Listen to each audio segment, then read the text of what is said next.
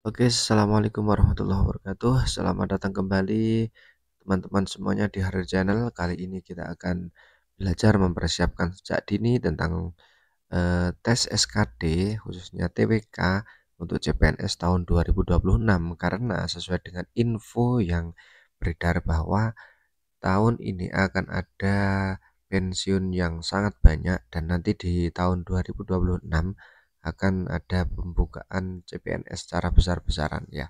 Oleh sebab itu kita persiapkan sejak dini. Oke, jangan lupa subscribe, like, dan share agar Harir Channel ini bisa berkontribusi untuk menemani teman-teman semuanya belajar bersama mempersiapkan tes SKD. Langsung saja soal pertama. Perubahan secara berangsur-angsur yang menyebabkan suatu konstitusi lama tidak berlaku lagi merupakan salah satu cara terbentuknya konstitusi secara jadi perubahan secara berangsur-angsur ya.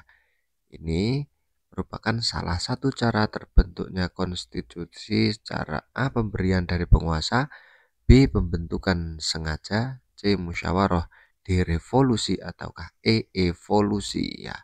Ini perubahan konstitusi ya.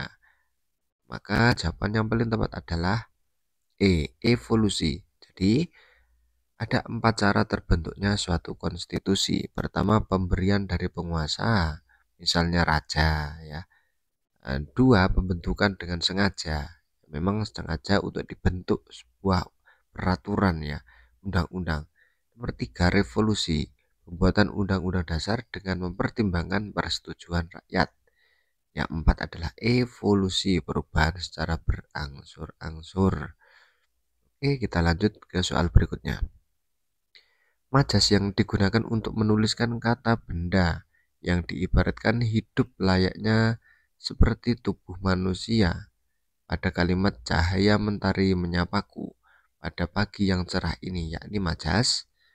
Cahaya mentari menyapaku pada pagi yang cerah ini merupakan majas apa? A. Alegori, B. Hiperbola, C. Metonimia, ataukah D. Personifikasi, ataukah E. Perbandingan. Maka jawaban yang tepat adalah D. Personifikasi. Karena apa?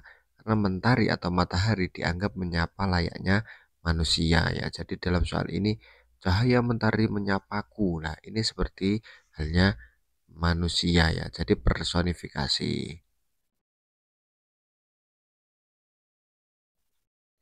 Baik, kita lanjut ke soal berikutnya.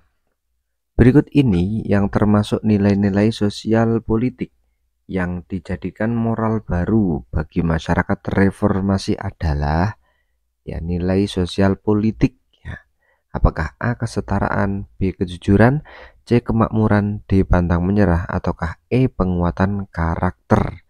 Jadi jawaban yang paling tepat adalah B. kejujuran. Jadi ada nilai-nilai sosial politik ya.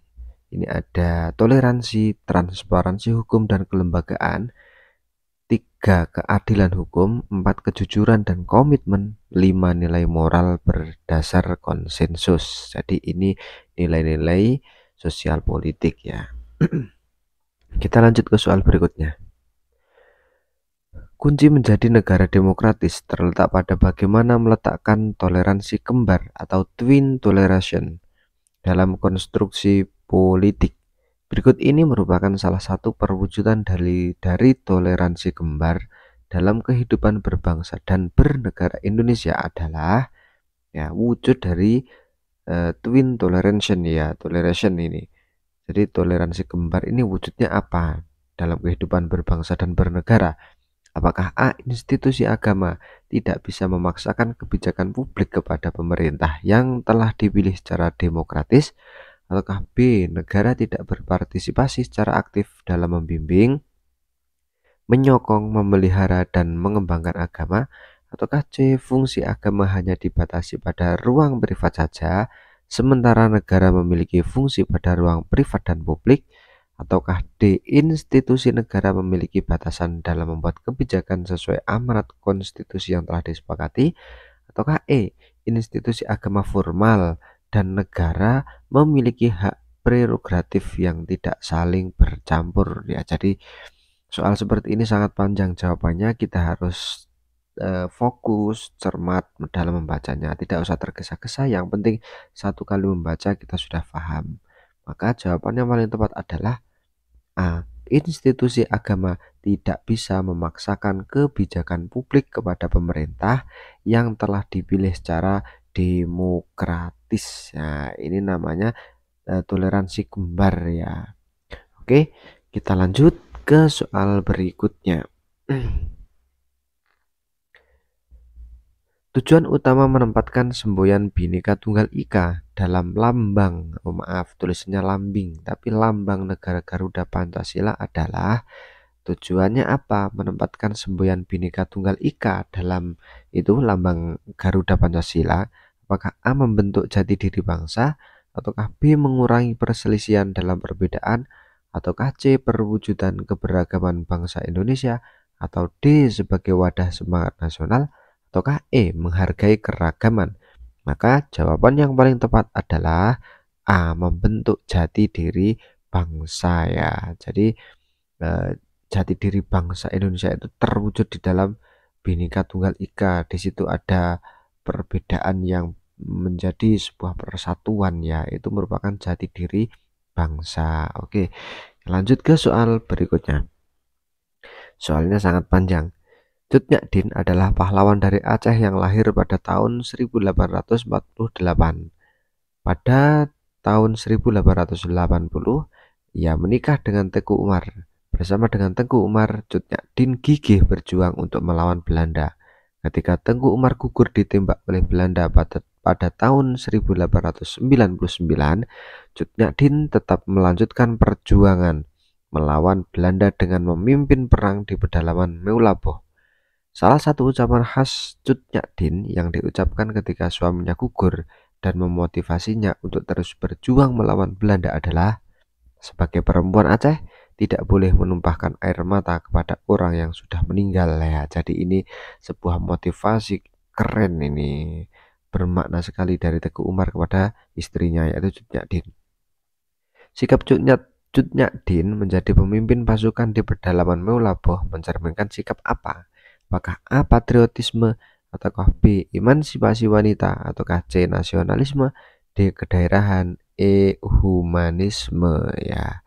Jadi kita lihat jawaban yang paling tepat mana? Apakah patriotisme, atau emansipasi, atau nasionalisme, kedaerahan, atau humanisme? Jawaban yang paling tepat adalah A. patriotisme. Mengapa?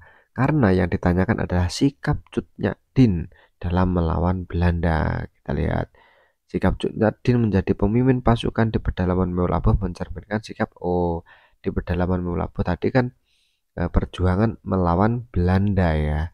Jadi yang paling tepat adalah patriotisme ya, patriotisme, karena ini sebuah kepahlawanan ya. Pahlawanan Cut Nyak Dien dalam melawan Belanda. Sedangkan emansipasi wanita adalah proses bagaimana seorang wanita berusaha melepaskan diri dari berbagai aturan, adat, stigma yang mengekangnya, itu emansipasi wanita. Jadi jawaban yang paling tepat adalah A. patriotisme. Oke teman-teman, kita lanjut soal berikutnya.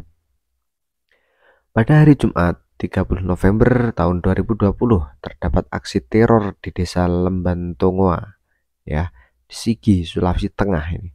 Satu keluarga tewas dianiaya, 6 rumah warga dibakar, serta 1 rumah pelayanan umat juga dibakar.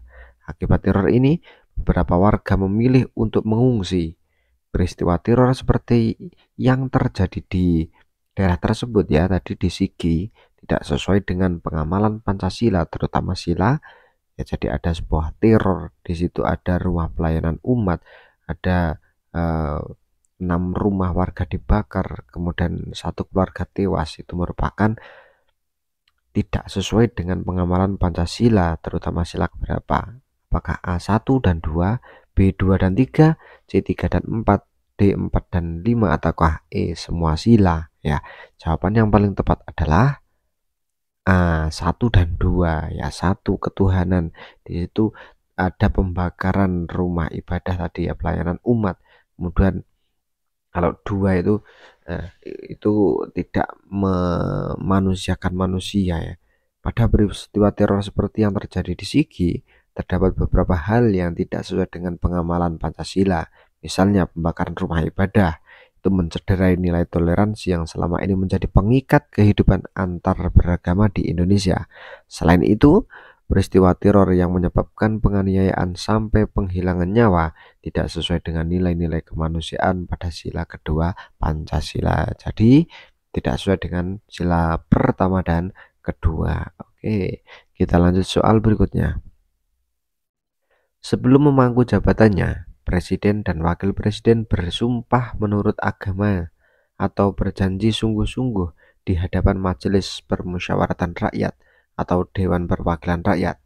Jika MPR atau DPR tidak dapat mengadakan sidang, maka presiden dan wakil presiden bersumpah menurut agama atau berjanji bersungguh-sungguh di depan pimpinan MPR, kemudian disaksikan oleh siapa?